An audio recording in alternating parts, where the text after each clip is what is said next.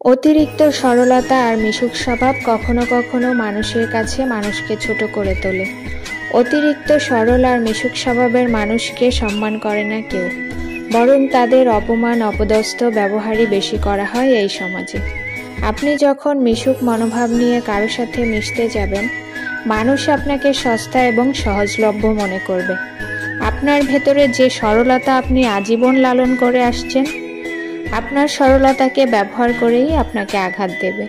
এমনকি আপনার কাছের মানুষগুলো এই সুযোগ হাতছাড়া করবে না একদমই।